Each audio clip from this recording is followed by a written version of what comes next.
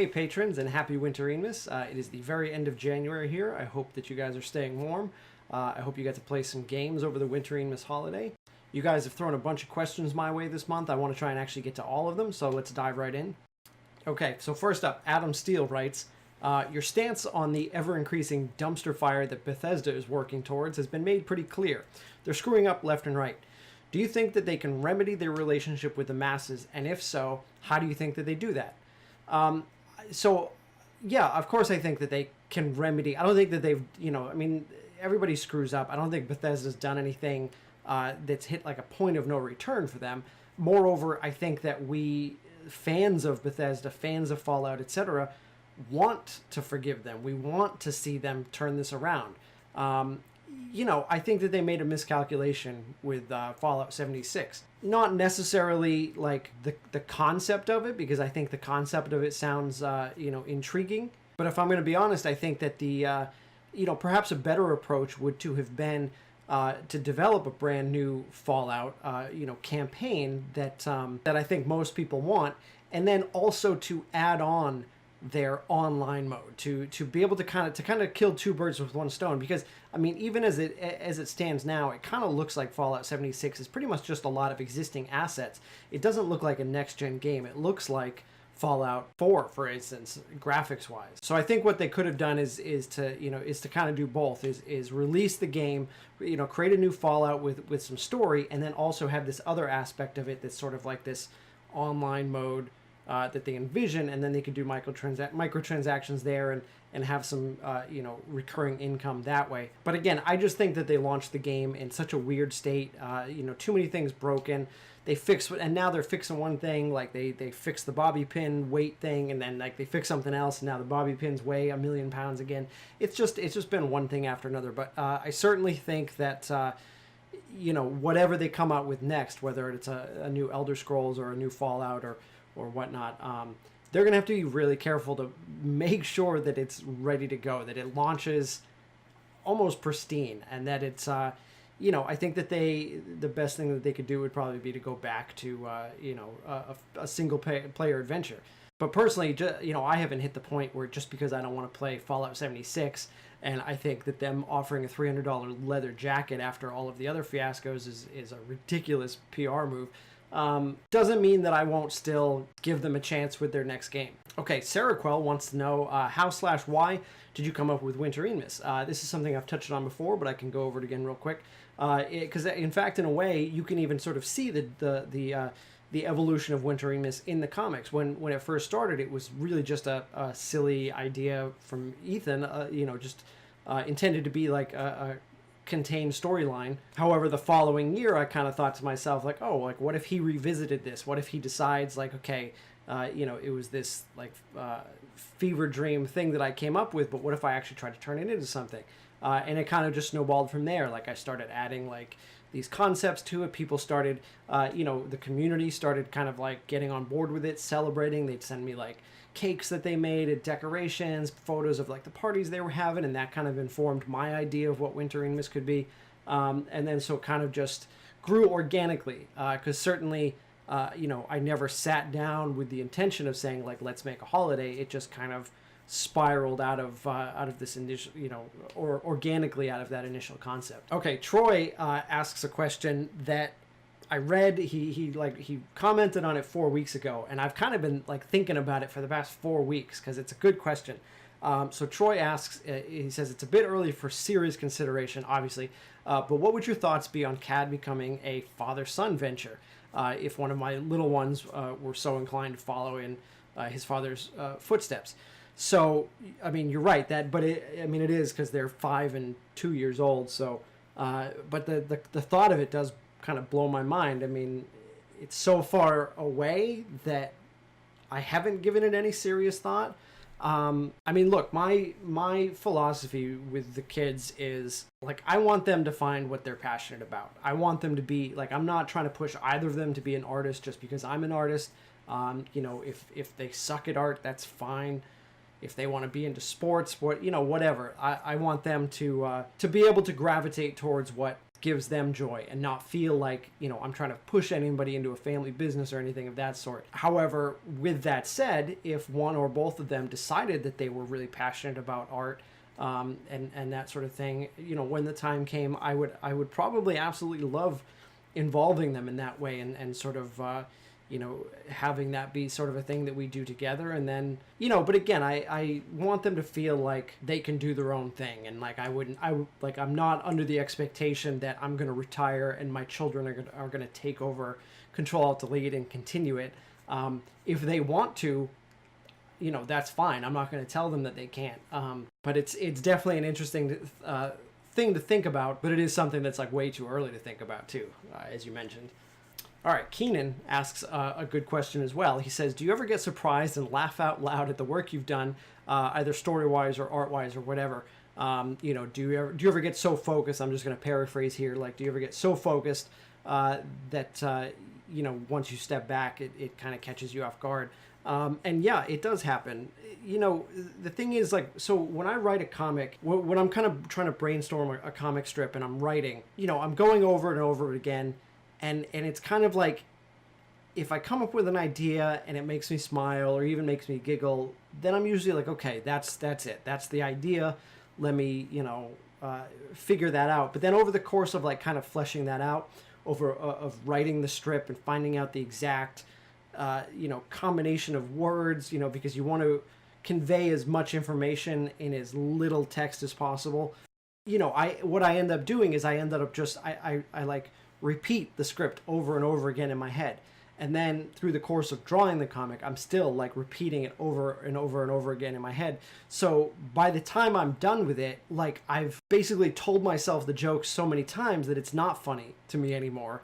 And so most of the time I have to sort of trust my initial reaction when I first came up with the idea that I found it funny, because a lot of times I'll be like, I'll finish and I'll be like, is that good? And, but I have to remember, I'm like, okay, well, 4 hours ago I thought it was, so we're just going to go with that and we'll see what happens. So over the course of working on a comic, I can become numb to it. But, as you said, like, because you're so focused on it, you're so focused on the details. There have been times where like I'm drawing and even though I know what the joke is and I know what the expression that I'm going for is, like say on a character's face, sometimes I'll just nail it so perfectly or do something really unexpected with it. And then I step back. And so then I read through and then once I can see the dialogue connected with the art I drew, sometimes I do get that moment where it's like, suddenly it's like, oh, that like really clicks for me. Like that's really funny. Or that came out really well, or just sort of does catch me a little bit off guard. So it doesn't always happen, but there definitely have been instances where it did. Dicers asks, do you follow any professional sports, and what teams do you support? I don't follow any sports to the point where like I'm sitting down every Sunday watching football, but I do tend to kind of keep up on football. And I'll watch the Super Bowl. I used to watch baseball, but I haven't watched baseball in many years. When I was a kid, I was really into watching hockey. Again, I haven't watched hockey in many years. But as far as the teams I support, the Red Sox, the Patriots, and I know that it's super popular these days to hate the Patriots, but look, I was born and raised in New England. They've been my team since I was a kid. Same with the Red Sox. And for my entire childhood, these teams were not very good. The Red Sox could not win a series to save their lives, and then they did. And so I spent the first half of my life rooting for teams that never won, and that it was always sort of like a little embarrassing to root for. And so I'm not going to apologize for the fact that now I root for those teams and they happen to win, because that's the karmic balance of the universe, I guess. I'm also not going to not root for my local teams just because they happen to be popular, or because it happens to be in to hate on Tom Brady and the Patriots for making it to the Super Bowl almost every year. Lucky writes, this has probably been asked, but I was curious on your experience when you worked on the CAD animated series and how much different it is from doing the comics. And also, have you since seriously considered trying it again? So the experience working on the animated series was not that great. When we set out to do the animated series, Blind Ferret originally pitched it to me as, we were going to do 5-minute shorts, one per month, which sounded like a good idea. But here's where the problem ended up was A, that I had to write the script so far in advance that I couldn't do topical things. Like I couldn't comment about a game that was like out that month because I'm trying to write it 4 months before that game came out. So I haven't played it. I don't have the information I need to kind of like create a topical gag and have it out when people are still talking about this game.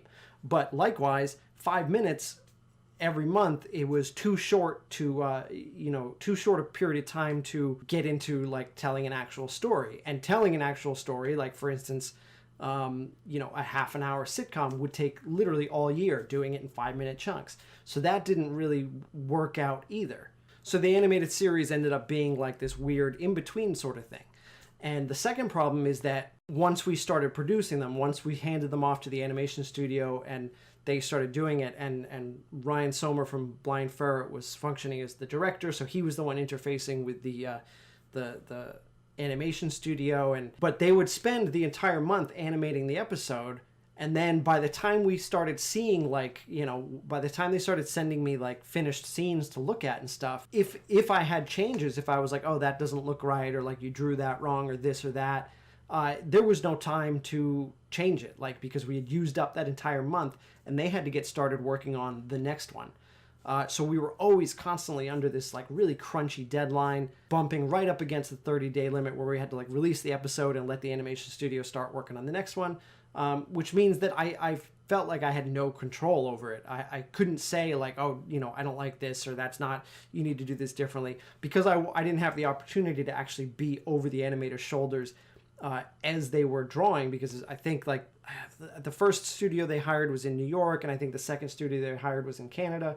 But either way, I wasn't the point man for that, so I didn't get to like guide them as they drew it. I just received scenes like towards the end of the month, and then it was like I said, it was too late. And so that's massively different from drawing the comic strip, because I have, from start to finish, I have 100% control over the comic strip. I can make sure, and I can take as much time as I need, within reason, to make sure that the product is exactly what I want it to be. So I didn't have that with the animated series, and that's the reason I've not considered doing it again, is just because it wasn't a very good experience. I prefer to never say never, so I mean, I won't say I would never give animation another shot, but I do know that attempting to, do it on a schedule like that, with such tight deadlines, did not work out. It didn't feel good. I'm not in love with the finished product, and if I was going to ever do it again, I would need to make sure that I had a lot more oversight over the entire project. And finally this month, Roderick asks, now that Ethan and Lucas cover the day-to-day content, and Ethan can respawn covering some of the violent content, do the players have a role going forward? And that's an excellent question. They certainly have less of a role than I had initially envisioned for them after the reboot, because clearly I had thought when I did the reboot that Ethan and Lucas were going to be contained to like the occasional full comic issue, and that I, so obviously I needed some other characters to play with in the meantime. Time went on, I did the issues. I wasn't entirely happy with how often I was able to put out those issues. I wasn't entirely happy with not being able to visit some of the shorter content, like the 2 to 3 page stories and stuff like that I kind of felt I wanted to do with Ethan and Lucas. So I kind of loosened up my original guidelines, if you will, and brought Ethan and Lucas back into sort of like the main fold of being able to create more of that more often. And while that doesn't mean that there's less of a role for the players to play, it does mean that there's just simply less time for me to do stuff with them. Because I can only do so much. I can only put out so many comics a week, etc. So it really just comes down to prioritizing, the content that I'm most interested in creating at the moment. And so that's, Ethan and Lucas, Starcaster. But I am actually still carving out time. Next week, actually, I'm going to do a little campaign storyline with the players, because that seems to still be, that the campaign aspect of the player stuff still fills a niche for me that none of my other content does, and still seems to be pretty popular with the audience. And I get get people asking about it. You know, when are we going to get more campaign, etc. So I think that they now have less of an overall role than I had initially thought that they were going to have, but they do still fill like a very certain purpose with you know, the campaign stuff, which I still find pretty fun. Okay, that's all of our questions for January. Thank you guys so much for asking. I do love answering your questions. You guys come up with some really interesting stuff that I have to think about. In other news, I am continuing to sort of chip away and sort at some of the stuff we talked about last month. You know, the changes that I might make to Patreon. I've been developing this you know, choose your own adventure you know, RPG thing for patrons. So maybe next month or the month after that, I'll have some more details for you and kind of have some concrete plans for how that's going to work. But I think it'll be a nice change of pace for that. I think it'll be fun for everybody here involved. And again, thank you guys for your continued support, and we will see you in February.